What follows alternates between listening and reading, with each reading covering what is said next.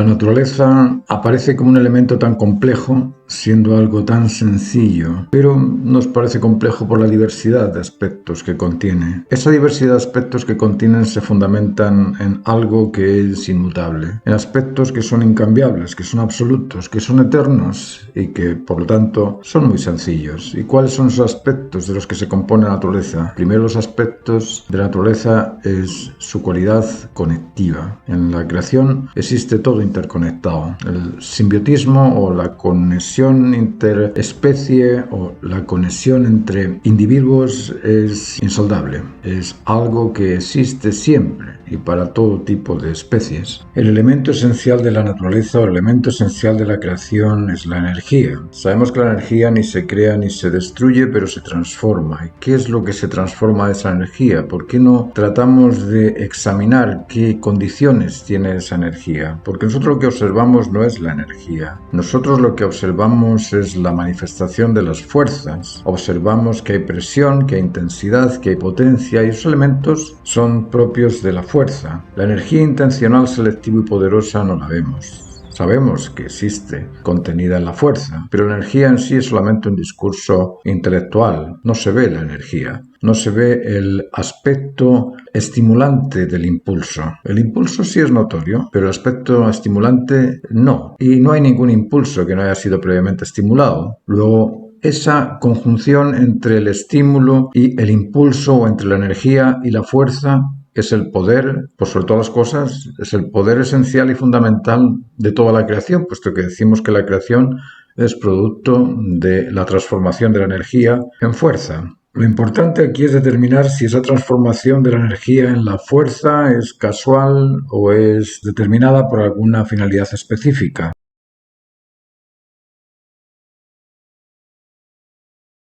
Si decimos que es casual, tenemos que explicar el significado de aquello que es casual. ¿Y qué es casual? Casual es aquello inexplicable, es aquello milagroso. Y la ciencia parece ser que no cree mucho en los milagros, pero si nos dice que el origen de la existencia es un desarrollo evolutivo basado en la casualidad o basado en el azar, están diciéndonos exactamente lo mismo. Están diciéndonos que no son capaces de explicar cuál es ese origen y que es un origen tan milagroso como el religioso, siendo científico, si es que le pueden llamar científico, un desarrollo evolutivo basado en el azar. Tenemos que analizar cómo se transforma la fuerza en poder y cómo se transforma el poder en fuerza. Es decir, el poder en sí es cierta energía contenida en algo y esa energía se transforma en fuerza, pero la misma fuerza se transforma también en poder. ¿De qué forma vemos esto? ¿Cómo observamos en la naturaleza que algo se transforma en poder y que ese poder se transforma en algo?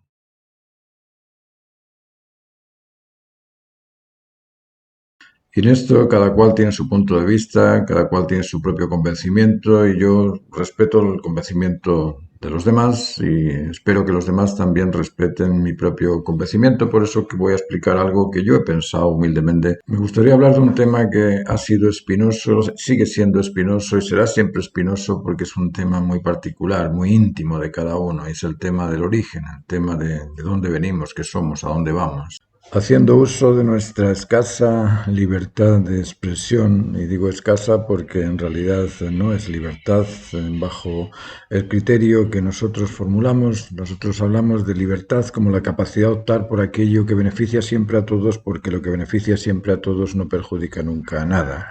Bajo este planteamiento, la libertad considerada en el ambiente contemporáneo en el que estamos como capacidad simplemente de optar por aquello que tú eliges, pues no es la misma que la que nosotros postulamos. Por eso digo que dentro de este margen de escasa libertad, haciendo uso de la libertad de expresión, voy a explicar algo que a mí me preocupa.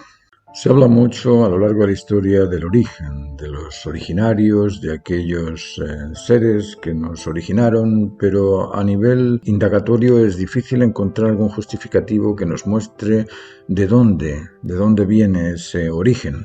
Y no solamente de dónde viene ese origen, sino también el justificar el porqué. ¿Por qué de ese origen? ¿Por qué de aquello que existe? ¿Por qué se escuchan estos pájaros? ¿De dónde surge la necesidad de crearlos? ¿Por qué existen las cosas? Y lo esencial, ¿para qué? ¿Para qué de esas cosas que existen? ¿Para qué estamos aquí? ¿Para qué está este mundo inmenso, eterno e infinito que existe a nuestro alrededor? ¿Para qué? Sabemos que el conocimiento completo de una existencia exige del conocimiento del por qué, del qué y del para qué. El origen, la identidad y el propósito de las cosas es necesario comprenderlas para poder tener la dimensión completa del conocimiento cierto, justo, de eso que estamos estudiando. Existen muchas y diversas explicaciones sobre el origen. Ahora debemos de encontrar aquella que nos satisface y que nos convence a cada uno. Por eso que la indagación en esta búsqueda ha de ser hecha por cada individuo. Cada sujeto debe buscar su propia convicción sobre su propio origen, sobre el origen de la naturaleza, sobre el origen de las cosas, por su propia iniciativa y por su propio convencimiento, porque la razón que justifique este origen va a ser la tuya.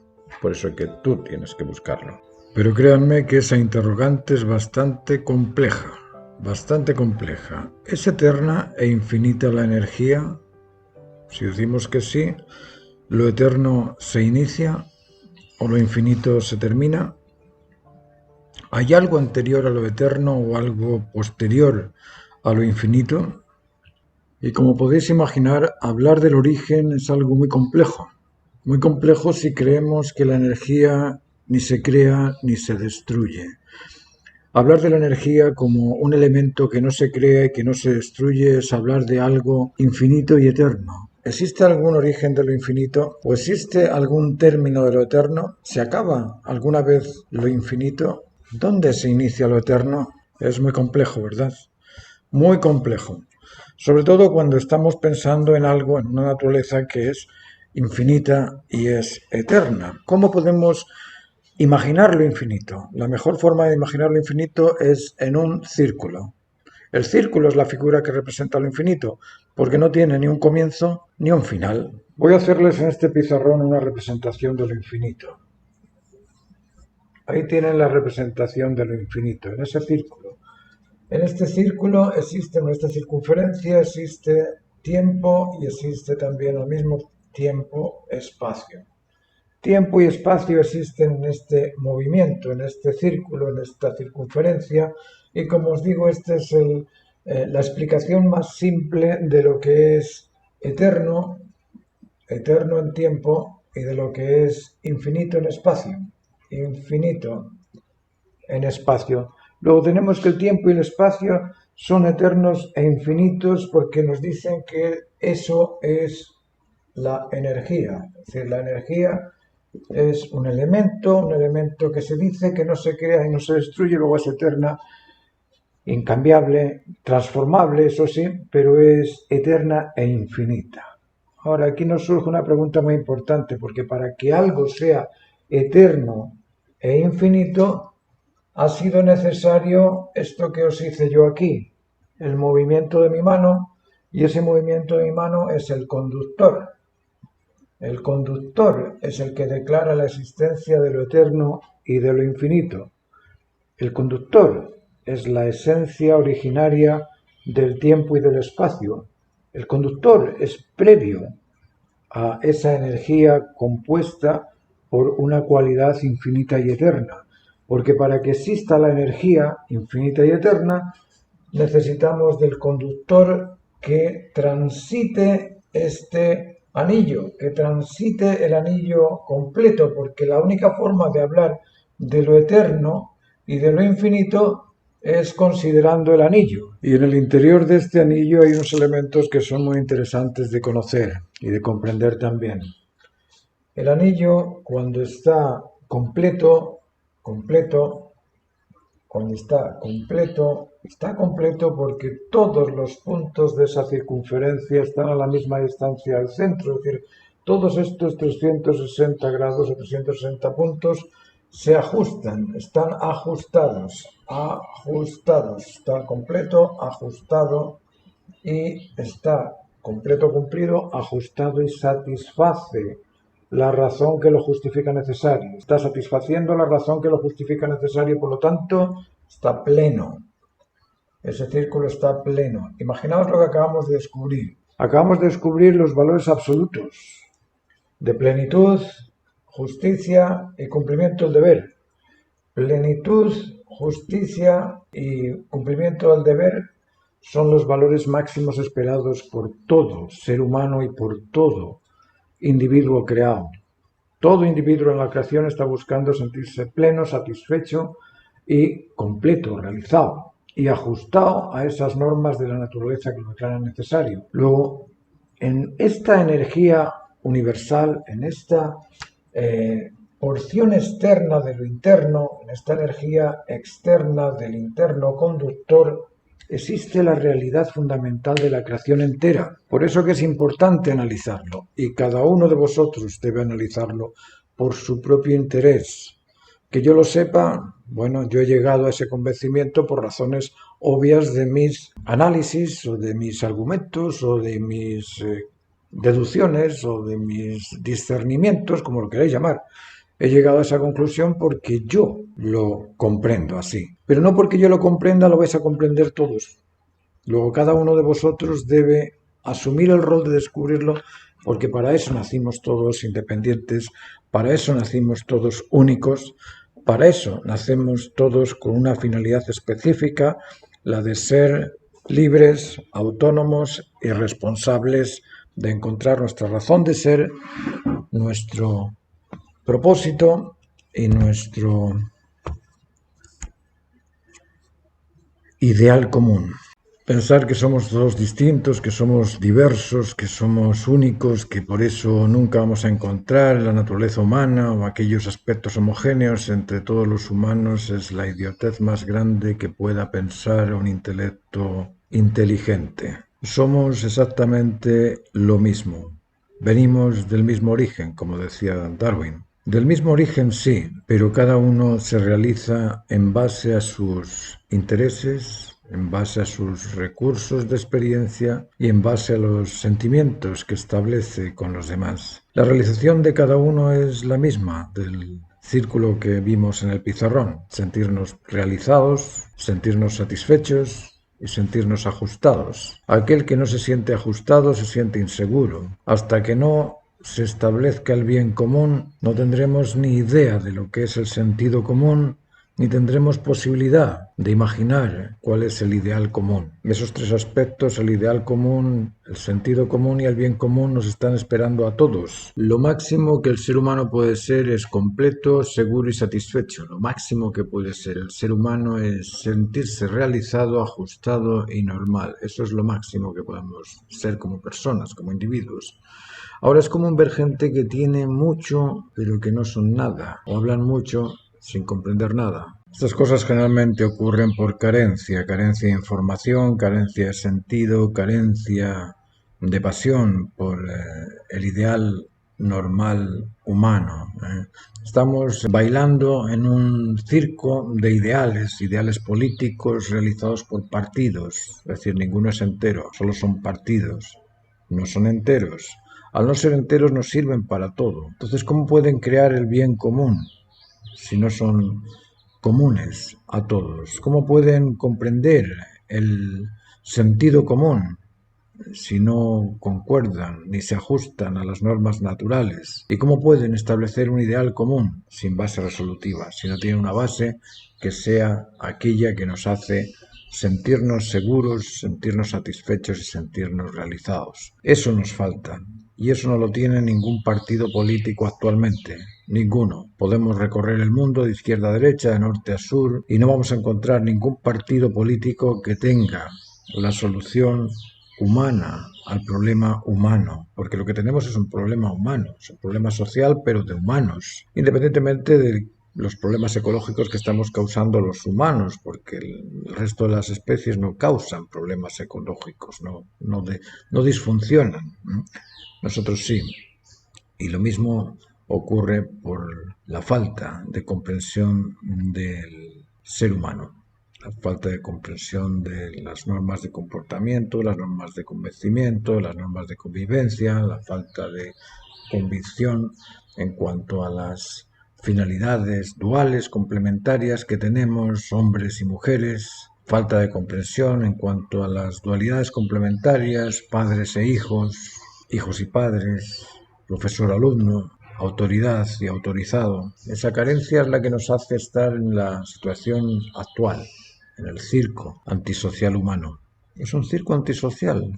Sí, querámoslo o no, es un circo antisocial. Estamos en contra de la sociedad. Estamos diciéndonos socialistas, pero estamos comportándonos como personas totalmente agresivas, totalmente desinformadas, totalmente ajenas al orden social solidario. Nos falta la solidaridad, nos sobra el socialismo, nos falta solidaridad.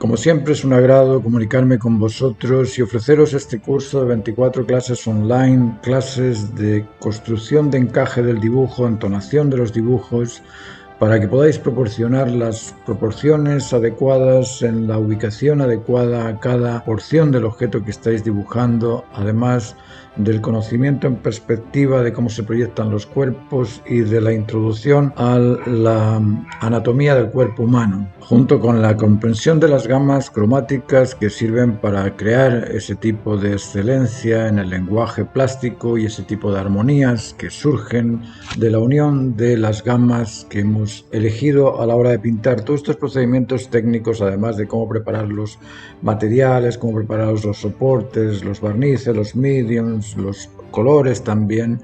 Esto se ofrece en este curso y os invito a que podáis uniros, a que podáis formar parte del grupo de estudiantes que están aprendiendo estas cosas que son tradicionalmente secretos que se han guardado, pero que hoy podemos compartirlos con vosotros, y os espero en las clases para poder ir comprendiendo cada vez más profundamente el oficio tradicional de la pintura.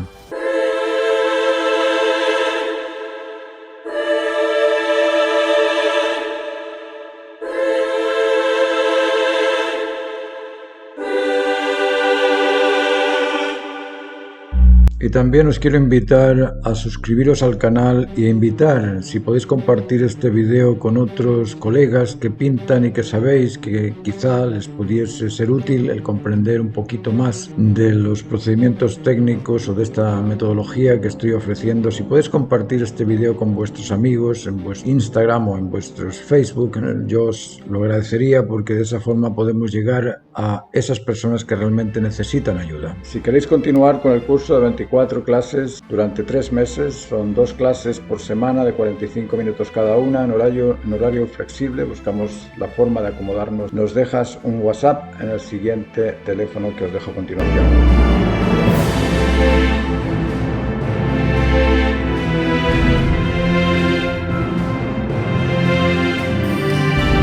En mis clases exijo, porque la técnica es un hábito repetido, entonces exijo que se hagan los ejercicios, que se hagan de una forma constante, y que esa forma constante sea la que madure la destreza y el oficio de cada uno de los alumnos. Vale, Roberto, entonces quedamos que para la próxima semana me vas a hacer 100 dibujos de la oreja, de frente, de lado, para poderla comprender, y otros 100 dibujos de la nariz, nariz frontal, nariz lateral, nariz 3/4. Me haces 100 narices y 100 orejas para la próxima clase, y de esa forma podemos entender cómo es una nariz y cómo es una oreja. ¿Te parece?